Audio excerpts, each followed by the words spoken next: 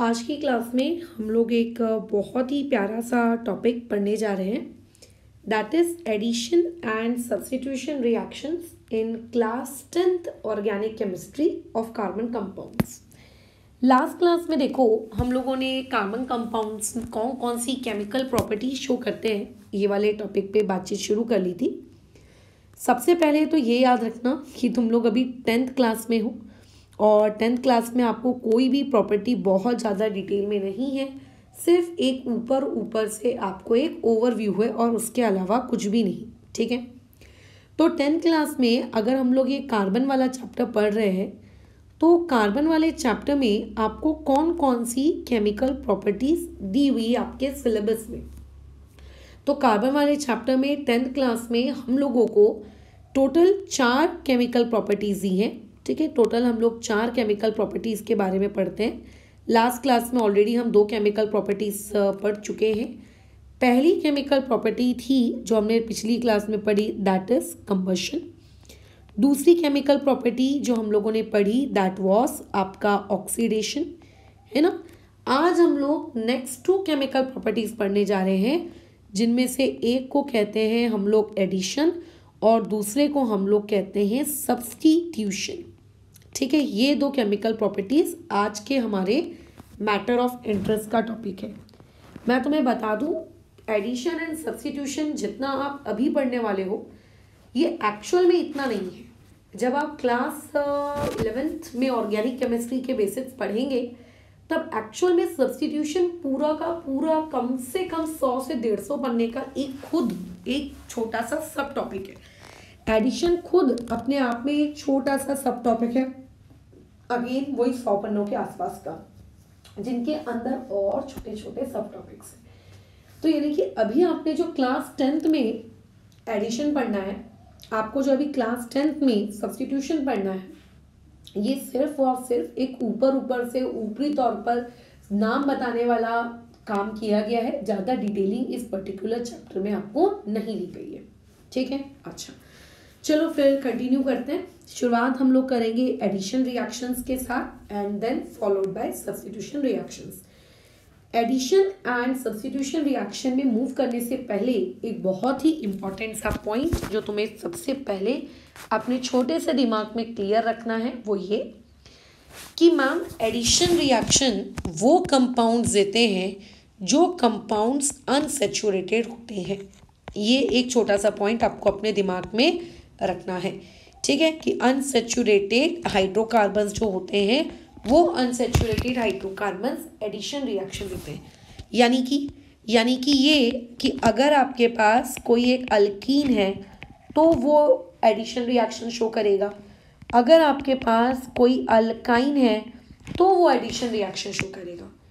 Alkanes addition reaction show नहीं करते। ठीक है, अल्केन्स एडिशन रिएक्शन शो नहीं करते। एंड ये जो आप दूसरी रिएक्शन अपने केमिकल प्रॉपर्टीज में पढ़ने वाले हो दैट इज सब्स्टिट्यूशन, ये सब्स्टिट्यूशन रिएक्शन शो की जाती है सैचुरेटेड हाइड्रोकार्बन्स के द्वारा एंड ये शो करते हैं आप लोगों के अल्केन्स। ठीक है, तो आपके सिलेबस में 2 रिएक्शंस इसीलिए दी है कि एक वो रिएक्शन जो अल्केन शो करता है और एक वो कैटेगरी ऑफ रिएक्शन जो आप लोगों के अल्कीन्स या फिर अल्काइंस शो करता है। डन, बस खत्म। अब देखो इसमें सवाल कैसा आता है। आप लोगों को मैंने जब हाइड्रोकार्बन्स पढ़ाया था, होमोलोगस सीरीज पढ़ाई थी, तो उस वक्त मैंने आइडेंटिफाई करना सिखाया था कि अगर एक फॉर्मूला लिखा है let's say C10H18 C12H24 something like that, तो आप कैसे आइडेंटिफाई करेंगे कि उनमें से अल्कीन कौन है और उनमें से अल्काइन कौन है। ऐसा मुझे लगता है कि शायद तुमको चीज़ें याद होंगी। अब पता नहीं भाई तुम्हारा दिमाग किस दुनिया में दौड़ता है, हो सकता है याद ना भी हो, लेकिन जहाँ तक मुझे याद है मैंने बहुत अच्छे से ये चीज़ बताई थी और तुमको होमवर्क क्वेश्चंस भी दिए थे और तुमने उसको अटेम्प्ट भी करके मुझसे चेकिंग करवाई थी। तो उन क्वेश्चंस में आप ये आइडेंटिफाई करते थे कि अल्कीन अच्छा ये है, अल्काइन ये है, ओ अल्केन वो है, राइट। तो अभी पता है क्या, आप लोगों के पास इसी ही टाइप के 4-5 कंपाउंड दिए जाते हैं और उसमें क्वेश्चन में पूछा जाता है कि बताइए इनमें से कौन सा वाला कंपाउंड आपकी एडिशन रिएक्शन शो करेगा। तो कई बच्चे उसमें स्ट्रक्चर बनाने बैठ जाते हैं, लंबे लंबे स्ट्रक्चर बनाने बैठ जाते हैं। आपको स्ट्रक्चर बनाने नहीं बैठना है यार। आपको क्या करना है, आपको देखना है कि अच्छा एडिशन रिएक्शन के बारे में पूछ रहा है, ठीक है, मैं आइडेंटिफाई करता हूं या करती हूं कि इनमें से अल्कीन कौन है और अल्काइन कौन है, और जो भी अल्कीन होगा या जो भी अल्काइन होगा वो सारे अल्कीन और वो सारे अल्काइन आपके क्या देंगे, एडिशन रिएक्शन शो करेंगे। अगर किसी ने पूछा बहुत सारे कंपाउंड्स लेकर कि इसमें से सब्स्टिट्यूशन रिएक्शन कौन शो करेगा, तो आइडेंटिफाई करो कि कौन कौन अल्केन है। जो जो अल्केन होंगे वो सारे के सारे लोग सब्स्टिट्यूशन रिएक्शन को क्या करेंगे, शो करेंगे। खत्म बात। ये सबसे जरूरी और बहुत इंपॉर्टेंट पॉइंट है। पेपर में 1 मार्क के लिए 2 मार्क के लिए आराम से कंपाउंड्स दे दिए जाते हैं और आपको आइडेंटिफाई करने को कहा जाता है कि आइडेंटिफाई करिए इनमें से कौन सैचुरेटेड वाला मतलब है और कौन सा अनसैचुरेटेड है और कौन सा एडिशन देगा, कौन सा सब्स्टिट्यूशन देगा। अब हम लोग टॉपिक के डिटेल में बढ़ते हैं कि आखिर ये एडिशन रिएक्शन और आखिर ये सब्स्टिट्यूशन रिएक्शन है क्या। देखो, जैसा इनका नाम है वैसा ही इनका काम है। जैसे वर्ड लिखा गया है सब्स्टिट्यूशन, तो तुमने ये जो वर्ड है सब्स्टिट्यूशन, ये कोई पहली बार सुन रहे हो ऐसा नहीं है। आपने क्लास 10th की जो केमिस्ट्री है जिसमें आपने पहला चैप्टर पढ़ा था, जिसमें बैलेंसिंग वगैरह वगैरह सीखी थी, उस पर्टिकुलर चैप्टर में आपने एक वर्ड पढ़ा था। वो वर्ड था आपका डिस्प्लेसमेंट। याद आ रहा है, हमने 2 रिएक्शंस पढ़ी थी, एक पढ़ी थी डिस्प्लेसमेंट, एक पढ़ी थी डबल डिस्प्लेसमेंट, राइट। तो सब्स्टिट्यूशन का मतलब एक तरीके से वही है, डिस्प्लेसमेंट। या फिर अगर मैं इंग्लिश भाषा की बात करूं तो इसका दूसरा वर्ड जो मेरे दिमाग में आ रहा है वो है रिप्लेस। मतलब किसी एक चीज को हटाना और किसी दूसरी चीज से उसको रिप्लेस करना। मेरे सामने अभी ग्रीन कलर की बॉटल रखी है, इसको हटाकर मैं अभी ब्लू कलर की बॉटल लाके रख देती हूँ। दैट इज बेसिकली सब्स्टिट्यूशन, कि आप किसी एक को हटा रहे हो और आप उसको हटाकर उसके बदले में किसी और को ला रहे हो, है ना। आप किसी एक पर्टिकुलर एटम को हटा रहे हो, उसके बदले में एक दूसरा एटम या ग्रुप ऑफ एटम आप लेकर आ रहे हो। दैट इज सब्स्टिट्यूशन, कि एक्सचेंज ऑफर चल रहा है। जैसे कई बार हम लोग को सामान या कोई प्रोडक्ट ले आते हैं, घर आके हमको अच्छा नहीं लगता है, तो हम दुकान वाला हमसे रिटर्न थोड़ी ना करता है, वो हमसे क्या बोलता है, मैं एक्सचेंज कर लूंगा। तो it is like an exchange, ठीक है। Substitution is like an exchange, कि एक ये पसंद नहीं आया, इसके बदले में कुछ और दे दो। That is substitution. और एडिशन का मतलब जैसा उसका नाम है वैसा ही उसका काम है। एडिशन का मतलब यहाँ पे होता है कि आप चीज़ों को क्या कर रहे हो, जोड़ रहे हो, आप चीज़ों को जोड़ना, ठीक है। चीज़ों को जोड़ना इज बेसिकली एडिशन, ठीक है ना। अच्छा, ज़्यादा डिटेल तो मेरे को मैं बता नहीं रही हूँ, अदरवाइज 11th क्लास में क्या पढ़ोगे। और दूसरी बात है, डिटेल बताई भी नहीं जा सकती क्योंकि बहुत सारी चीज़ें आपको ऑर्गेनिक केमिस्ट्री की पता ही नहीं डिटेलिंग के लिए। हाँ, बट जितना क्लास 10th का सिलेबस परमिट करता है वो सारी चीजें हम लोग पढ़ेंगे। अब आते हैं हम लोग सबसे पहले अपने एडिशन रिएक्शन के टॉपिक पर। नो डाउट एडिशन रिएक्शन का मतलब यही होता है कि आप किसी चीज को जोड़ रहे हो। तो देखो, एडिशन रिएक्शन के बारे में मैं तुमको एक बहुत ही खास चीज बताती हूँ। अगर मान लेते हैं आपके पास, मान के चलिए आपके पास कोई डबल बॉन्ड है। मान लेते हैं आपके पास एक अल्कीन है। अल्कीन का मतलब समझते हो ना, जिसमें कार्बन डबल बॉन्ड कार्बन होता है। अगर आप किसी अल्कीन पर एडिशन रिएक्शन यानी कि AR परफॉर्म करते हो, ये मैडम रिएक्शन अपने आप हो जाती है क्या? जैसे मान लेते हैं एक जगह एक अल्कीन पड़ी हुई है, क्या अपने आप उस अल्कीन के पड़े रहने से क्या अपने आप वो एडिशन रिएक्शन कर लेगी? नहीं यार, अपने आप रिएक्शन नहीं होती। आपको कुछ रिएजेंट्स डालने होते हैं, जिन रिएजेंट्स के डालने से रिएक्शन शुरू होती है और फिर अल्टीमेटली कंप्लीट होती है। तो वो कौन से रिएजेंट्स हैं वो पढ़ाऊंगी स्टेप बाय स्टेप, बट पहले थोड़ा सा इंट्रो ले लेते हैं। तो अगर मान लेते हैं आपके पास एक कोई अल्कीन है और आप उस पर्टिकुलर अल्कीन पर एडिशन रिएक्शन आप परफॉर्म कर रहे हो कि हाँ, जैसे वो हैरी पॉटर के इसमें नहीं होता था, डंडी घुमा के जादू करते थे, लाइक दैट, कि आप वहां पे क्या कर रहे हो, एडिशन रिएक्शन परफॉर्म कर रहे हो। तो जब आप अल्कीन पे एडिशन रिएक्शन परफॉर्म करते हो तो ध्यान रखना वो अल्कीन कन्वर्ट हो जाता है अल्केन में, यानी कि उसका जो डबल बॉन्ड था जिसमें कार्बन डबल बॉन्ड कार्बन था वो कन्वर्ट हो जाता है आपके कार्बन सिंगल बॉन्ड कार्बन में, ठीक है। अच्छा, अगर मान के चलिए आपके पास अल्काइन है, आपने अल्काइन में पहली बार एडिशन रिएक्शन परफॉर्म की रिएजेंट्स को डालकर। अल्काइन का मतलब क्या, जहां पे कार्बन ट्रिपल बॉन्ड कार्बन है, और जब आपने एडिशन रिएक्शन कंप्लीट कर ली यानी तो होता ये है कि आपका जो अल्काइन है वो कन्वर्ट होता है अल्कीन में, यानी कि कार्बन डबल बॉन्ड कार्बन में। और अगर आपको शांति नहीं मिल रही है कि नहीं मैम मुझे तो और एक और बार एडिशन रिएक्शन करनी है, तो आप एक और बार एडिशन रिएक्शन कर सकते हो और आपका जो फाइनल आंसर रहेगा वो रहेगा अल्केन, जिसमें आपको कार्बन सिंगल बॉन्ड कार्बन मिलेगा। बराबर, यानी कि अल्काइन में आपको कितनी स्टेप्स लगती हैं, अगर आपको उसको अल्केन में कन्वर्ट करना है तो आपको वहां पे 2 स्टेप्स लगती हैं। ठीक है, पहली बार में वो अल्कीन में कन्वर्ट होता है और दूसरी बार में वो अल्केन में कन्वर्ट होता है। और अगर आप एक अल्कीन है तो अल्कीन में आपको डायरेक्टली सिर्फ एक ही स्टेप रहती है और एक ही स्टेप में आपकी एडिशन रिएक्शन क्या हो जाती है, खत्म हो जाती है। इन सारी चीजों को देखकर ऑब्जर्व करके कंक्लूजन क्या निकला, इन सारी चीजों को देखकर ऑब्जर्व करके कंक्लूजन ये निकला कि एडिशन रिएक्शन एक प्रकार की ऐसी रिएक्शन है जिसमें आप लोगों का जो अनसैचुरेटेड कंपाउंड्स है उन अनसैचुरेटेड कंपाउंड्स को हम कन्वर्ट कर सकते हैं। किसमें कन्वर्ट कर सकते हैं, आप लोगों के सैचुरेटेड कंपाउंड्स में, है ना। हम उन्हें किसमें कन्वर्ट कर सकते हैं, सैचुरेटेड कंपाउंड्स में।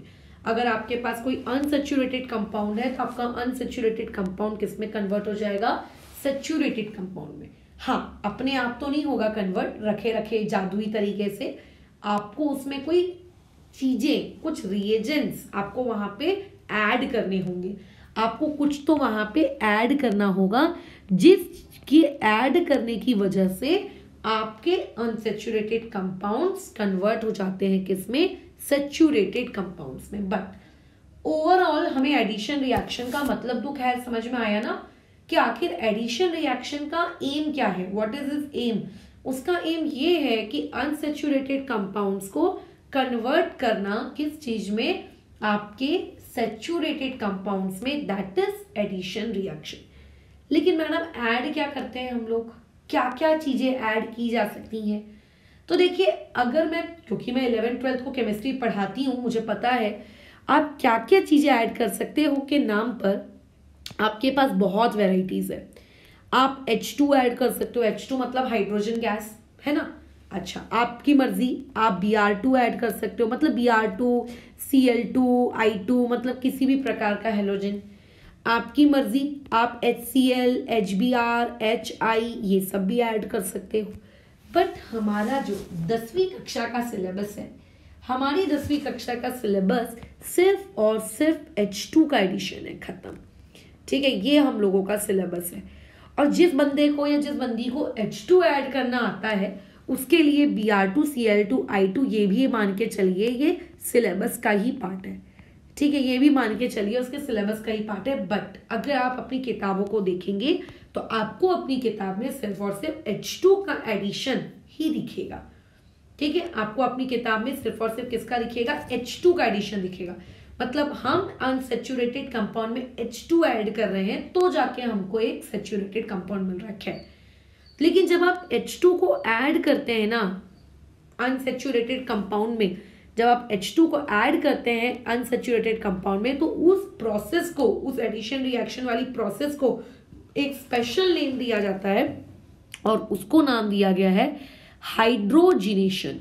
उसको नाम क्या दिया है, हाइड्रोजिनेशन। यानी कि हाइड्रोजिनेशन क्या है, ये एडिशन रिएक्शन ही है जिसमें अनसैचुरेटेड कंपाउंड सैचुरेटेड कंपाउंड में कन्वर्ट होता है, but with the addition of H2। लेकिन किसके ऐड करने से, H2 के ऐड करने से, तब जाके वो कन्वर्ट हो जाता है आप लोगों के किसमें, सैचुरेटेड कंपाउंड में। किसमें कन्वर्ट हो जाता है, आपके सैचुरेटेड कंपाउंड में, है ना। और लेकिन अगर आप Br2, Cl2, I2 अगर आप ये सब ऐड करते हैं तो ये भी एक प्रकार की एडिशन रिएक्शन ही है, लेकिन इसमें आपका अनसैचुरेटेड कंपाउंड सैचुरेटेड कंपाउंड में कन्वर्ट हो तो रहा है, लेकिन हेलोजेंस ऐड करने से। तुम्हें पता है ना कि फ्लोरीन, क्लोरीन, ब्रोमीन, आयोडीन ये हेलोजेंस होते हैं। सो देयरफॉर इस पर्टिकुलर एडिशन रिएक्शन को कहा जाता है आप लोगों का, एक मिनट, इस पर्टिकुलर रिएक्शन को कहा जाता है आप लोगों का हेलोजिनेशन, बराबर। इस पर्टिकुलर रिएक्शन को क्या कहा जाता है आप लोगों का, हेलोजिनेशन। ये रिएक्शन कौन सी है, आप लोगों की हेलोजिनेशन रिएक्शन है, ठीक है। ये आप लोगों की कैसी रिएक्शन है, हेलोजिनेशन, क्योंकि आप इसमें क्या कर रहे हो, हेलोजन को ऐड कर रहे हो। और अगर मान लेते हैं आप थर्ड केस में आते हैं, जो कि आपके सिलेबस का पार्ट नहीं है, जिसमें आप HCl ऐड कर रहे हो, जिसमें आप HBr ऐड कर रहे हो, जिसमें आप HI ऐड कर रहे हो, तो आप वो भी एक प्रकार की एडिशन रिएक्शन है, उसमें भी चीजें सैचुरेटेड में ही कन्वर्ट हो रही हैं, बट आप उसमें Hb ऐड कर रहे हो एज वेल एज आप वहां पे Cl भी ऐड कर रहे हो। Cl is a halogen. So इसीलिए इस पर्टिकुलर रिएक्शन का नाम रखा जाता है हाइड्रोहेलोजिनेशन, मतलब दोनों चीजें ऐड हो रही है, ठीक है। हाइड्रोजन भी ऐड हो रहा है और हेलोजन भी ऐड हो रहा है, इसीलिए इस रिएक्शन का नाम रखा जाता है हाइड्रोहेलोजिनेशन। और भी बहुत सारी प्रकार की आपके एडिशन रिएक्शंस होती हैं, बट मैंने ये 3 नाम आपको बताए जो कि बहुत ज्यादा फेमस है क्लास 11 एंड क्लास 12 की केमिस्ट्री में। बट हमारा सिलेबस हम लोगों को सिर्फ और सिर्फ हाइड्रोजिनेशन को पढ़ना परमिट करता है। वो कहता है भाई तेरे सिलेबस में हाइड्रोजिनेशन है तो हाइड्रोजिनेशन की पढ़ाई कर। मैंने कहा ठीक है, मैं हाइड्रोजिनेशन की पढ़ाई कर लूंगा, कोई दिक्कत नहीं है। बट अब देखो एडिशन रिएक्शन वो है तो सही, लेकिन आप जैसे H2 को ऐड कर रहे हो तो ऐसा नहीं होता है कि सिर्फ H2 के ऐड कर देने से एडिशन रिएक्शन हो गई। अभी तो मतलब आप मैडम ये कह रहे थे कि सिर्फ और सिर्फ अनसैचुरेटेड कंपाउंड ऐसे के ऐसे ही रखे हुए हैं तो सिर्फ उनके वैसे के वैसे ही रखे रहने से रिएक्शन नहीं होती। वहां पे मैडम आपने ये कहा था कि आप लोगों को वहां पर कुछ रिएजेंट डालना पड़ेगा, तो हमने रिएजेंट डाल दिया, लेकिन देखो अब तो आप अपनी बातों से मुकर रही हो। अब आप ये कह रहे हो कि रिएजेंट डालने से भी रिएक्शन नहीं होगी, अब और भी कुछ डालना पड़ेगा क्या? अब देखो आप तो हमेशा कुछ कुछ नया नया नया नया नया नया बताते जा रहे हो। देखो कैसा रहता है, हम लोग बचपन से जानते हैं कि H2 प्लस O2 मिला के पानी होता है। तुम्हारे एटमॉस्फेयर में O2 गैस है, तुम्हारे एटमॉस्फेयर में H2 गैस है, क्या ये दोनों आपस में रिएक्ट करके पानी बना लेती हैं क्या? खैर अगर ऐसा होता तो कितना अच्छा रहता, हमारे अभी अर्थ प्लैनेट में पानी की समस्या ही नहीं होती है ना, बट ऐसा नहीं हो रहा है। तो इसका मतलब सिर्फ चीजों को आपस में मिक्स कर देने से कई बार रिएक्शन नहीं भी होती है, कई बार हो भी जाती है। क्यों मैडम कई बार नहीं, क्यों नहीं होती? इसके रीजंस आप क्लास 12 की केमिस्ट्री में पढ़ेंगे। बट कई बार रिएक्शन नहीं होती, उसको कुछ और भी चाहिए रहता है।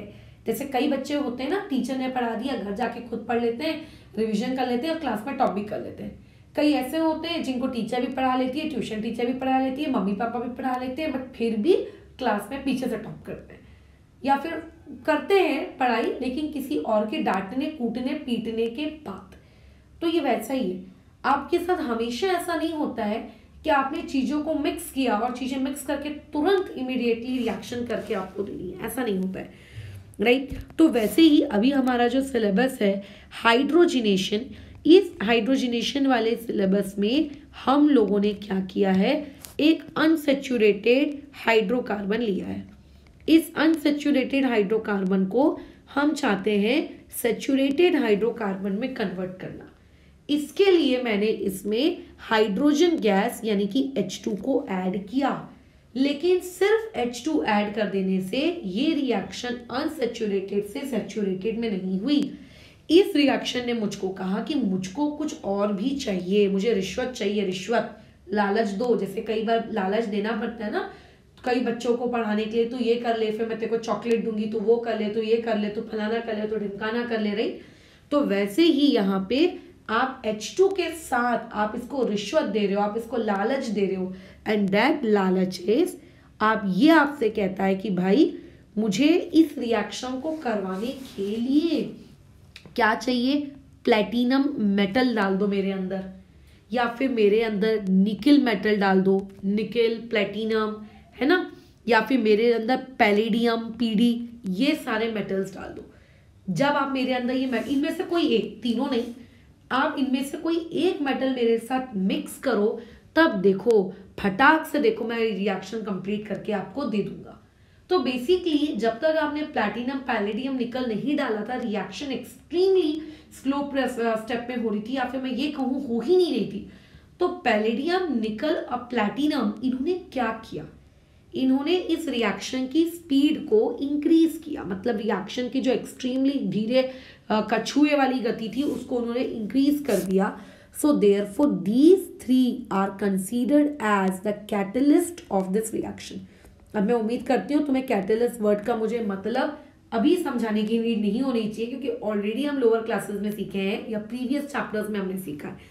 तो ये इन तीनों मेटल्स में से किसी एक के आने की वजह से रिएक्शन फटाफट हो गई। So these are the catalyst of this reaction. इस रिएक्शन को कैटलिस्ट की आवश्यकता पड़ती है और हम लोगों ने वो कैटलिस्ट वहां लिख दिया। अब तुम में से कई लोगों का डाउट होगा कि मैडम यहाँ पे आपको ये कैटलिस्ट करता क्या है या कैसे काम करता है।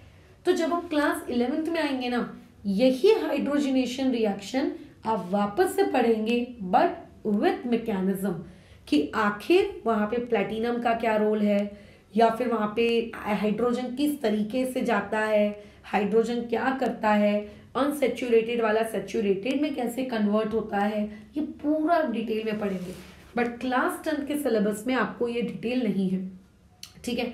फिलहाल अगर आप जानना चाहते हैं तो मैं शॉर्ट में ये बता देती हूँ कि ये पर्टिकुलर गैस बेसिकली ये पर्टिकुलर कैटलिस्ट बेसिकली आप लोगों की गैस H2 को, ठीक है, ये मेटल्स क्या करते हैं, सरफेस प्रोवाइड करते हैं। Metals provide surface to gas, ठीक है, फॉर एब्जॉर्प्शन, यानी कि ये वो सरफेस देते हैं जहां पर गैस यानी कि H2 आकर बैठती है, ठीक है, और बैठने के बाद फिर अनसेचुरेटेड हाइड्रोकार्बन से ये क्या करती है, रिएक्ट करती है। ये बेसिकली उसको एक सरफेस प्रोवाइड करते हैं, है ना, बराबर, ये उसको क्या करते हैं, सरफेस प्रोवाइड करते हैं।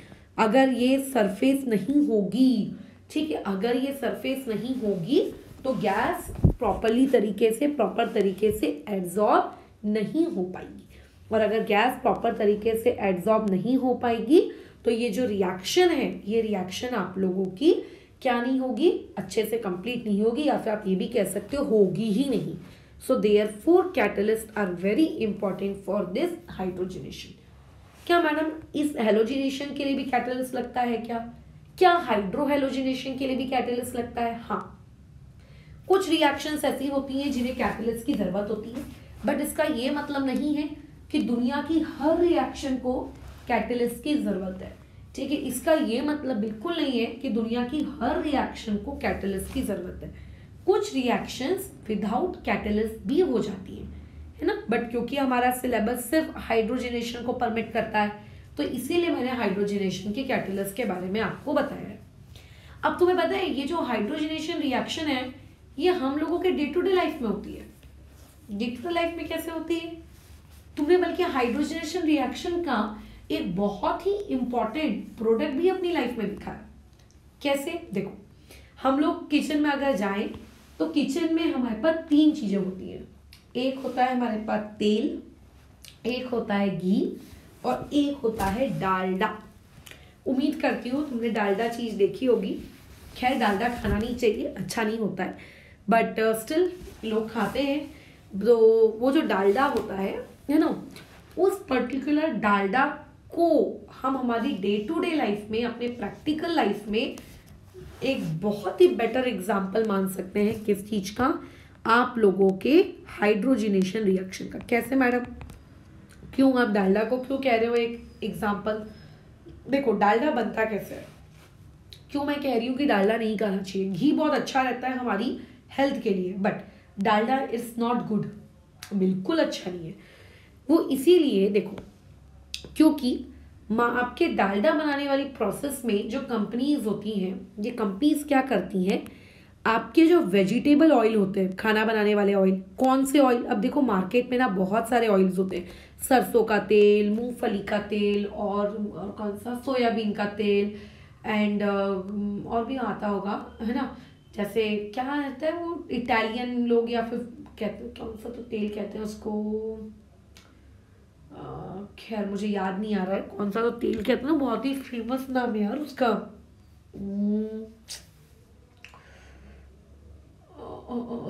खैर मुझे याद नहीं आ रहा उसका नाम, जो यूजुअली आपको ऑलिव ऑयल, हाँ याद आ गया ऑलिव ऑयल रहता है। और पता है बहुत सारे रेस्टोरेंट वाले पाम ऑयल इस्तेमाल करते हैं। पाम ऑयल वहाँ पे जैसे अपन अगर नागपुर में हल्दीराम्स में जाएं या फिर यहाँ पर एक और है कृष्णम, इस रेस्टोरेंट में जाएं तो इन दोनों रेस्टोरेंट में मैंने लिखा हुआ पाया है कि हम फलाना फलाना फलाना ऑयल्स का प्रयोग करते हैं अपने प्रोडक्ट को बनाने के लिए, है ना, वहाँ पे लिखा है। और एक और रेस्टोरेंट है जहाँ पे हम लोग खाना खाने गए थे, जहाँ पे लिखा था कि यहाँ पे सारा खाना शुद्ध घी में बनाया जाता है, ठीक है, एकदम शुद्ध घी, तो मतलब ऑयल्स का बेसिकली उपयोग ही नहीं करते थे। और एक रेस्टोरेंट में मैंने देखा था जहाँ लिखा था कि यहाँ खाना सरसों के तेल में बनाया जाता है, ऐसा लिखा रहता है मेंशन। तो एक रेस्टोरेंट उनमें से ऐसा भी था जिसने ये लिखा था कि हमारा जो खाना है पाम ऑयल में बन रहा है। Palm oil is not good for health, for अगर आप उसका डेली कंजम्पशन करते हो तो वो चीप होता है, नो डाउट, ऑब्वियस है कि उन लोगों के लिए वो चीप प्रॉफिटेबल भी है ना, लेकिन वो हमारी हेल्थ के लिए अच्छा नहीं होता है, बिल्कुल भी अच्छा नहीं होता। तो अगर आपके पास एक कोई भी वेजिटेबल ऑयल है, कोई भी एक वेजिटेबल ऑयल है, अगर उस वेजिटेबल ऑयल में आप हाइड्रोजन डालते हो इन द प्रेजेंस ऑफ आप निकेल डालते हो, तो मैं तुम्हें बता दूं निकेल, NI मतलब निकेल, ठीक है, पता होना चाहिए आपको, NI का मतलब होता है निकल, ठीक है। खैर, तो अगर आप उस वेजिटेबल ऑयल में H2+ निकल डालते हो तो तुम्हें ये बता दूं कि जो वेजिटेबल ऑयल होता है ना, इस वेजिटेबल ऑयल का अगर तुम फॉर्मूला लिखोगे और अगर इसका स्ट्रक्चर अगर तुम ड्रॉ करोगे तो तुम ये देखोगे कि वेजिटेबल ऑयल में डबल बॉन्ड होते हैं, ठीक है, वेजिटेबल ऑयल में क्या होते हैं, डबल बॉन्ड होते हैं, अनसेचुरेशंस होती हैं। बल्कि कभी तुम तेल खरीदने जाओ तो जो तेल का पैकेट होता है ना, तेल के पैकेट को थोड़ा सा पलट के देखना, उस तेल के पैकेट के पीछे लिखा रहता है कि अच्छा इसमें इतने इतने अनसेचुरेशन वाला कंटेंट इतना है, इसमें सेचुरेशन वाला कंटेंट इतना है। वो तेल सबसे अच्छा तेल माना जाता है जिसमें अनसेचुरेशन वाला कंटेंट ज्यादा हो। मतलब अगर मान लेते हैं एक तेल का पैकेट है जो अनसेचुरेशन वाला कंटेंट लेट्स से 71% दे रहा है और दूसरा वाला 32% दे रहा है, तो आप वो तेल प्रेफर करिएगा जिसमें अनसेचुरेशन ज्यादा हो, क्योंकि unsaturation is good for health in terms of oil. लेकिन जब आप इसी वेजिटेबल ऑयल में क्या कर देते हो, H2 डाल देते हो, ठीक है, इन द प्रेजेंस ऑफ निकल, तो तुम्हें तो पता है कि H2 निकल क्या करते हैं, अनसेचुरेटेड चीजों को सेचुरेशन में कन्वर्ट कर देते हैं। मतलब जो तेल पहले अनसेचुरेटेड रहा होगा उस अनसेचुरेटेड तेल को ये कन्वर्ट कर देते हैं किसमें, सेचुरेटेड में। एंड जब एक तेल सेचुरेटेड हो जाता है, ठीक है, जब एक तेल सेचुरेटेड हो जाता है तो उसके अंदर मतलब पूरी अनसेचुरेशन गायब कर दी, जीरो अनसेचुरेशन कर दी, तो उसी चीज को हम लोग क्या कहते हैं, आप लोगों का डालडा कहते हैं, ठीक है। जो घी भी नहीं होता है, इट इज नॉट अ घी, वो घी नहीं है, हाँ ध्यान रखना, वो डालडा होता है, वो डालडा है। वैसे डालडा एक पर्टिकुलर कंपनी का नाम है, बहुत सारी अलग अलग कंपनीज आप लोगों को ये प्रोडक्ट बेचती हुई दिखेंगी, बट खैर ये कंपनी इतनी ज्यादा फेमस हो गई, इतनी ज्यादा फेमस हो गई कि लोगों ने उस पर्टिकुलर प्रोडक्ट को ही डालडा के नाम से घोषित कर दिया। जैसे फोटोकॉपी, फोटोकॉपी का मतलब क्या होता है जानते हो आप लोग, बट यहाँ पे महाराष्ट्र में मैंने वर्ड सुना था जेरोक्स, यहाँ पे लोग जेरोक्स वर्ड बोलते हैं। जेरोक्स एक्चुअली कोई प्रोसेस का नाम नहीं, जेरोक्स एक कंपनी का नाम है। सोचो वो कितना ज्यादा फेमस हो गया कि लोगों ने उसको जेरोक्स ही बोलना शुरू कर दिया। सिमिलरली डालडा बेसिकली कंपनी का नाम है, लेकिन वो उस वक्त पीला कलर का पैकेट आता था, हरा हरा कलर का नारियल पेड़ बना हुआ रहता था उस पर, तो ये वो चीज है, ठीक है। तो ये देखो इसमें इस तरीके से क्या किया जाता है, डालडा क्या किया जाता है, बनाया जाता है, ठीक है। अच्छा, अब जैसे अपन लोग बोलते हैं कि चलो समोसे खाने का मन कर रहा है, अगर आप जो समोसे वाले होते हैं वो लोग तेल का प्रयोग करते हैं या कोई भी फ्राई चीज, किसी भी चीज को फ्राई करने के लिए तेल का प्रयोग करते हैं। तेल मतलब उसमें अनसेचुरेशन। जब वो तेल को हीट अप करते हैं, जब उसको हीट एनर्जी प्रोवाइड करते हैं, तो उस तेल के अंदर में जो डबल बॉन्ड्स होते हैं ना, वो डबल बॉन्ड टूटने लगते हैं और वो कन्वर्ट होने लगते हैं सिंगल बॉन्ड में, ठीक है। उनके जो डबल बॉन्ड है वो डिस्ट्रॉय होने लगते हैं बेसिकली। तो जब हम तेल को बार बार यूज करते हैं तो एक स्टेज ऐसी आती है जब उसके अंदर के सारे डबल बॉन्ड गायब या सारे ट्रिपल बॉन्ड गायब हो जाते हैं और उसमें सिर्फ और सिर्फ सिंगल बॉन्ड ही बचता है। और ऐसे तेल को अगर आपने फिर कंज्यूम किया तो आपकी हेल्थ के लिए बहुत ही ज़्यादा क्या होता है, बेकार होता है।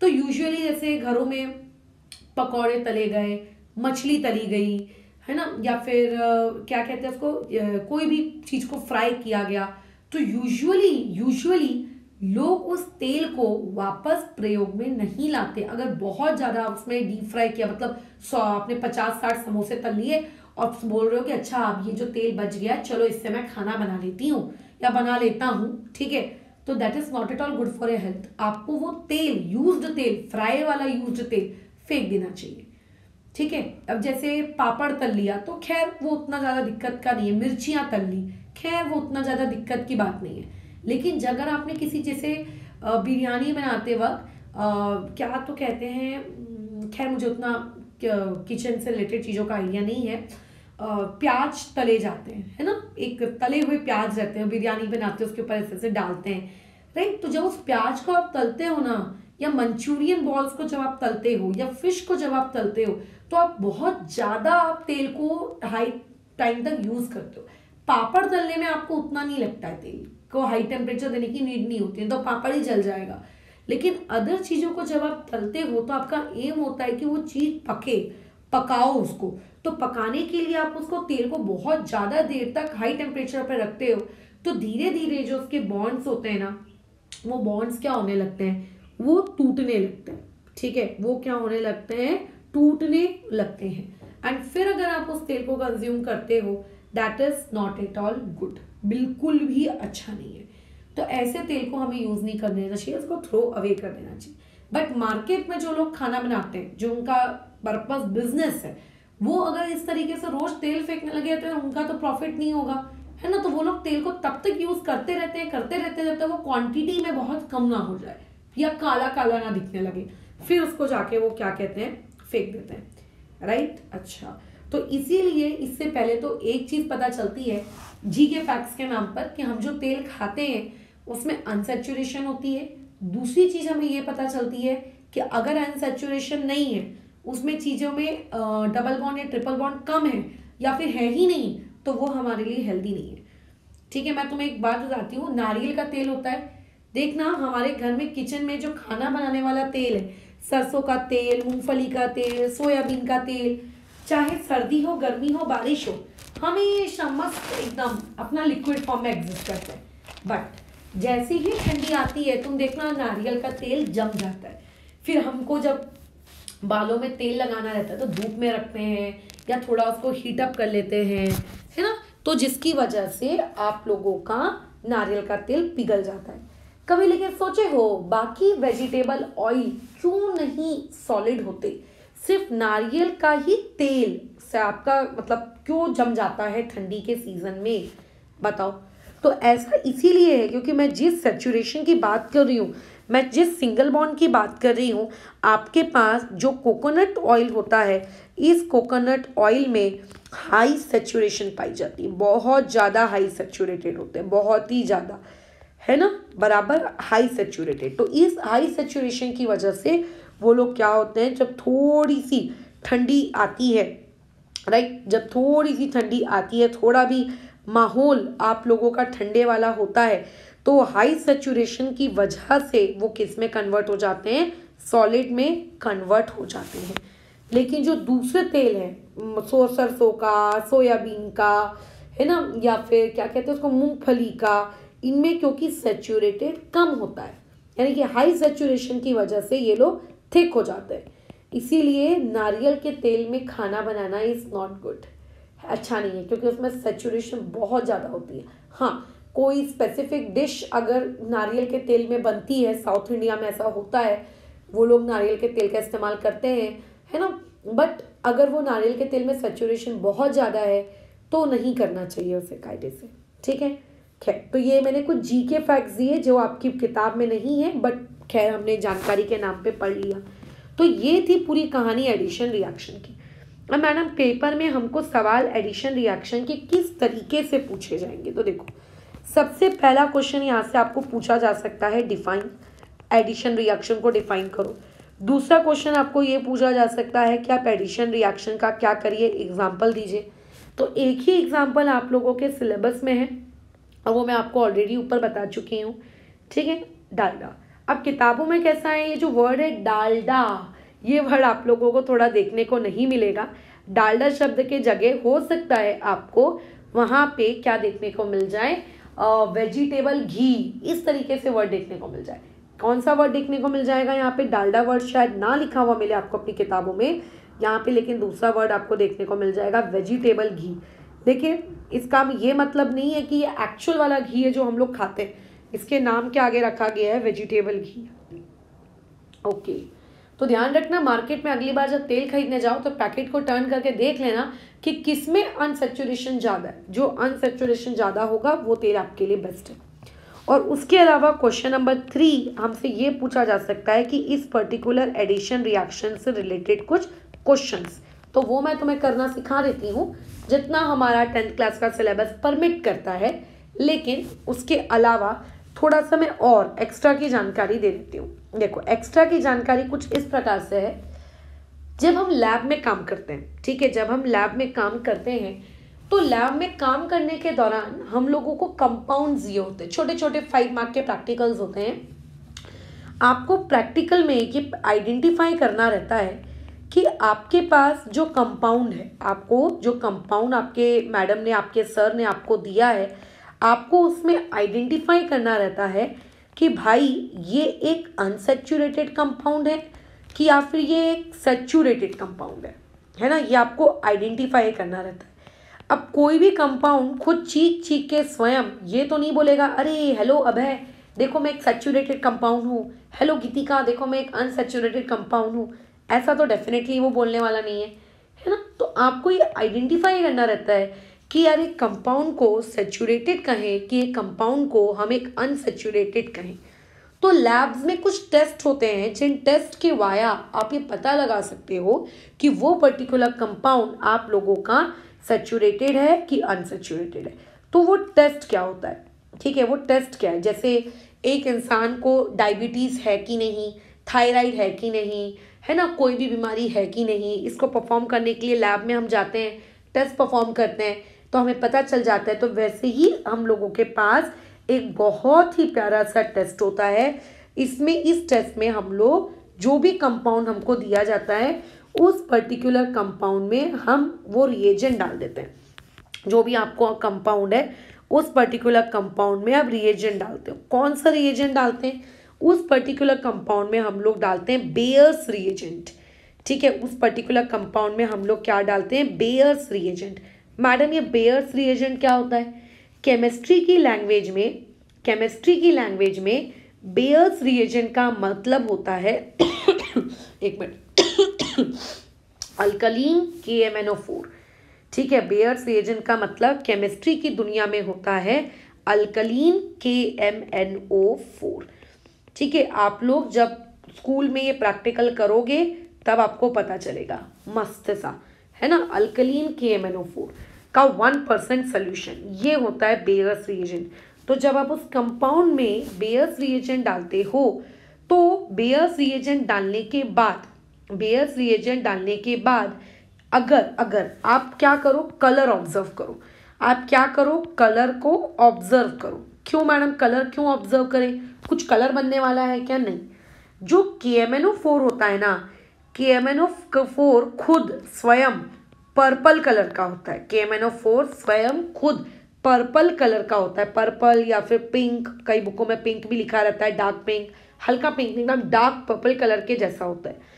अगर मान लेते हैं कंपाउंड में अगर आपने बेयर्स रिएजेंट डाला और बेयर्स रिएजेंट डालने के बाद अगर मान के चलते हैं आपका जो प्यारा सा पर्पल कलर था वो पर्पल कलर गायब हो गया, 2 केसेस होंगे, या तो पर्पल कलर गायब हो जाएगा, है ना, बराबर, या तो पर्पल कलर गायब हो जाएगा 2 चीज़ों को मिक्स करने के बाद, या फिर हो सकता है पर्पल कलर गायब ही ना हो।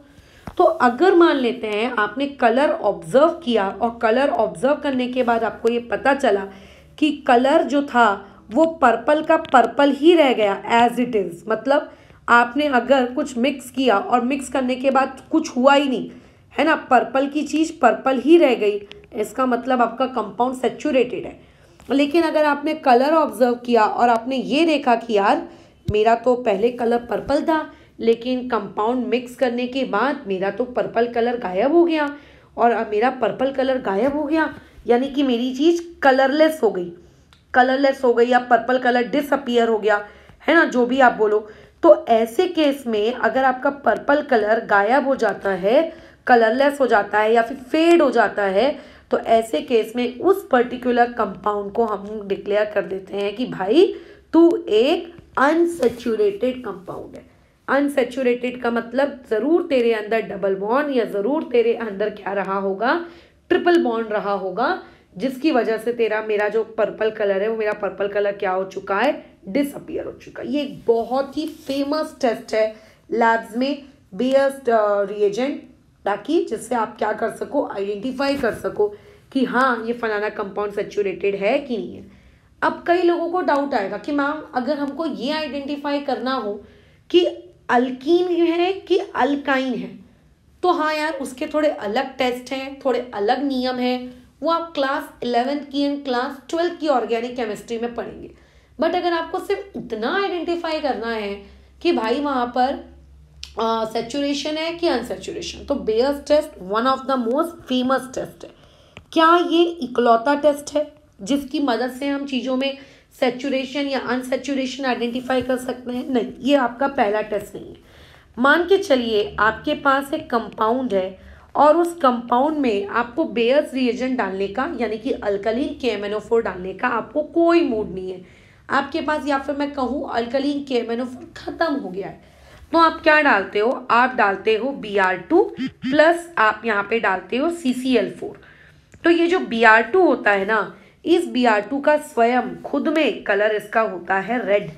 ठीक है, मतलब अभी आपका जो क्या कहते हैं उसको, टेस्ट ट्यूब है, उसमें फिलहाल आपको एक रेड कलर का सोल्यूशन दिख रहा है। फिर आप चीज़ों को क्या करते हो, मस्त मिक्स करते हो। मिक्स करने के बाद अगर आप क्या करेंगे, फिर से कलर को ऑब्जर्व करेंगे। ठीक है, आप क्या करेंगे, कलर को ऑब्जर्व करेंगे। दो पॉसिबिलिटीज हो सकती हैं, या तो रेड कलर डिसअपियर हो गया कंपाउंड के मिक्स करने के बाद, है ना, या तो रेड कलर डिसअपियर हो गया कंपाउंड के मिक्स करने के बाद, या तो रेड कलर वैसे का वैसे ही रह गया। दो ही पॉसिबिलिटीज हो सकती हैं, या तो रेड कलर गायब हो गया या तो रेड कलर वैसे का वैसे ही रह गया। तो अगर मान के चले हम कि आपका रेड कलर गायब हो गया, ठीक है, मान लेते हैं आपका जो ये रेड कलर था, आपने ऑब्जर्व किया, आपने देखा और आपने ये बोला, अरे मैम देखिए रेड कलर तो हमारा गायब हो गया, एज इट इज रहा एक केस, एज इट इज रह गया एक केस। ठीक है, और दूसरा केस क्या हो सकता है कि नहीं मैडम कलर तो गायब हो गया। तो अगर रेड कलर वैसे का वैसे ही है तो इसका मतलब कंपाउंड सैचुरेटेड है, ब्लड रेड कलर होता है, पता है। और अगर मान के चलते हैं आपका कलर डिसअपियर हो गया या फिर कलरलेस हो गया या फिर फेड हो गया, तो इसका मतलब आपका कंपाउंड क्या है, अनसैचुरेटेड है। सो ये वो टेस्ट हैं जिनके वाया आप ये प्रिपेयर मतलब ये बता सकते हैं कि भाई यार मेरा कंपाउंड सैचुरेटेड है या मेरा कंपाउंड अनसैचुरेटेड है। मैंने अभी आपको बहुत ही बेसिक लेवल का एडिशन रिएक्शन पढ़ाया है। यही एडिशन रिएक्शन जब आप क्लास 11 की केमिस्ट्री में पढ़ेंगे ना, मैकेनिज्म, स्टीरियो केमिस्ट्री, तो पता नहीं क्या क्या फलाना फलाना ढिमकाना चीज़ें इन्वॉल्व है। मैंने आपको एकदम ग्राउंड लेवल का एकदम बेसिक एडिशन रिएक्शन सिखाया जो आपके सिलेबस में है। अब बात आती है क्वेश्चंस की कि मैम हमें क्वेश्चंस इस तरीके के कैसे पूछे जा सकते हैं हमारे स्कूली सिलेबस में। तो देखो, आपको एक ही फंडा याद रखना है, अनसैचुरेटेड कंपाउंड को सैचुरेटेड कंपाउंड में कन्वर्ट करेंगे क्लास 10th में। ना तो आपके क्लास 10th में अभी कोई स्टीरियो केमिस्ट्री है और ना कोई मैकेनिज्म फैकेनिज्म है। आपको सिंपल सा एक रेक्टाफिकेशन में कहूँ वही है और कुछ भी नहीं है। देखो कैसा है, आपको एक कंपाउंड इस तरीके से दिया हुआ है, ठीक है, ये CH2 डबल बॉन्ड CH2 और इसमें ऐड करने को आपसे कह रहा है Cl2। तो साफ साफ देखते बराबर समझ जाना, डबल बॉन्ड है, सिंगल बॉन्ड में कन्वर्ट होगा। कैसे करेंगे, हाउ। तो पहली बात, जो चीज़ जैसी दिख रही है वो पहली बात तो वैसी की वैसी ही रहेगी। जो एटम पहले जितने हैं उतने के उतने ही रहेंगे, कुछ हटाने का नहीं। ठीक है, आप चीज़ों को ऐड कर रहे हो, ठीक है, आप चीज़ों को ऐड कर रहे हो, कुछ हटाने का नहीं, जो जैसा है उसको वैसे का वैसे ही रखना। हाँ, लेकिन जो डबल बॉन्ड था वो सिंगल बॉन्ड में कन्वर्ट हो जाएगा और उसके बदले दोनों तरफ एक एक क्लोरीन लटका देना। ठीक है, डबल बॉन्ड आपका हट गया, सिर्फ एक बॉन्ड बचेगा और उसके बदले आप क्या करोगे, दोनों तरफ एक एक क्या लगा दोगे, क्लोरीन लटका दोगे। यही सेम क्वेश्चन में आपको चीज़ें इस तरीके से पूछी जा सकती हैं। डबल बॉन्ड, इधर पे H, इधर पे H, और यहाँ पे बोल रहा है H2 डालेंगे हम, यानी कि हाइड्रोजन गैस डालेंगे। तो जो चीज़ आपको जैसी दिख रही है उसको बिल्कुल नहीं छेड़ना। हाँ, डबल बॉन्ड को सिंगल बॉन्ड में कन्वर्ट कर देना और दोनों कार्बन के पास, क्योंकि इस बार हम लोग ऐड क्या कर रहे हैं, इस बार हम लोग H2 ऐड कर रहे हैं, तो दोनों के पास एक एक H लटका देना। मैडम अगर Br2 ऐड करते तो, भाई अगर तुम Br2 ऐड करते तो दोनों के पास एक एक Br लटका देते। मैडम अगर दोनों पे हम लोग I2 ऐड करते तो दोनों के पास एक एक I लगा देते। अब देखो question, CH3 CH double bond CH2, ये क्वेश्चन आया है और आपको लेट्स से I2 ऐड करना है। क्या करेंगे, जो चीज़ जैसी दिख रही है आप वैसे के वैसे ही उसको छोड़ दो। ठीक है, आप उसको वैसे का वैसे ही छोड़ दो और वहाँ पे क्या करो, CH3 को वैसे का वैसी, सिंगल बॉन्ड CH वैसे का वैसी, डबल बॉन्ड उसे सिंगल बॉन्ड में कन्वर्ट करो, CH2 वैसे का वैसी। लेकिन जहाँ पे पहले डबल बॉन्ड था, इस कार्बन के पास डबल बॉन्ड था, इस कार्बन के पास डबल बॉन्ड था, दोनों के पास मस्त एक एक I इस तरीके से लटका दो। यानी कि इनडायरेक्टली आपको ये करना होता है, डबल बॉन्ड को कन्वर्ट करना होता है सिंगल बॉन्ड में। जैसे एक क्वेश्चन और है, CH ट्रिपल बॉन्ड CH, इसमें मैंने कहा H2 डालो और एक बार मैंने कहा 2 टाइम्स ऑफ H2 डालो। दोनों में क्या डिफरेंस है, अगर आप सिर्फ एक बार H2 डालोगे तो ट्रिपल बॉन्ड से, मतलब एक बार में एक बॉन्ड हटाया, तो ट्रिपल का क्या होगा, ट्रिपल का डबल हो जाएगा और दोनों तरफ आपने एक एक कार्बन पे क्या क्या लटका दिया है, इस तरीके से H लटका दिया है। लेकिन अगर आप 2 टाइम्स ऑफ H2 डालोगे तो 2 टाइम्स ऑफ H2 का मतलब ये होता है कि आपको क्या करने का है, आपको 2 बार बॉन्ड तोड़ना है। तो अगर आप 2 बार बॉन्ड तोड़ोगे, 3 है, 2 तोड़ दिए तो बचा कितना, 1, यानी कि आपके पास 1 बचेगा। ठीक है, और आपको इस बार H2 भी कितनी बार ऐड करना है, इस बार H2 भी आपको ऐसे 4 बार ऐड करना है। यानी कि आपके पास कंपाउंड क्या बना, कंपाउंड बना CH3 सिंगल बॉन्ड CH3, ऊपर आपके पास क्या कंपाउंड बना, CH2 डबल बॉन्ड CH2। तो ये होती है आप लोगों की कौन सी रिएक्शन, ये होती है आप लोगों की एडिशन रिएक्शन। एडिशन रिएक्शन, यहाँ पे ये वाला टॉपिक हम लोगों का क्या होता है, कंप्लीट होता है। अब हम आते हैं हमारी चौथी केमिकल प्रॉपर्टी के तरफ, जो हमें organic compounds, carbon compound show करते हुए दिखते हैं, दैट इज सब्स्टिट्यूशन। मैं ऑलरेडी तुम्हें पहले कुछ पॉइंट्स बता चुकी हूँ कि substitution reaction saturated hydrocarbon show करते हैं, यानी कि अल्केन्स, यानी कि वो लोग जहाँ पे कार्बन और कार्बन के बीच में सिंगल बॉन्ड होता है। ठीक है, कई बार क्वेश्चन आता है, कुछ कंपाउंड्स ये होते हैं, आपको आइडेंटिफाई करना पड़ता है कि बताइए भाई साहब कि ये आपका क्या कहते हैं, एडिशन रिएक्शन देगा कि नहीं देगा। तो आप कंफ्यूज जाते हो कि यार एडिशन रिएक्शन कैसे देगा, हमें क्या पता। तो आप ये आइडेंटिफाई करो कि कौन सा कंपाउंड आप लोगों का अल्कीन है और कौन सा अल्काइन है। जो अल्कीन और अल्काइन होंगे वो एडिशन देंगे और जो अल्केन होंगे वो आपका सब्स्टिट्यूशन देंगे। और जनरल सब्स्टिट्यूशन का मतलब क्या होता है, चीज़ों को रिप्लेस करना, चीज़ों को आजू बाजू आपस में बदलना, चीज़ों को एक्सचेंज करना, उसी को हम कहते हैं सब्स्टिट्यूशन। अब देखो अगेन, जब तुम क्लास 11th एंड 12th की केमिस्ट्री पढ़ोगे, सब्स्टिट्यूशन तुम्हारे सिलेबस में काफ़ी डिटेल में है, लेकिन अभी क्लास 10th की केमिस्ट्री में सब्स्टिट्यूशन आपके सिलेबस में बहुत ही छोटा है।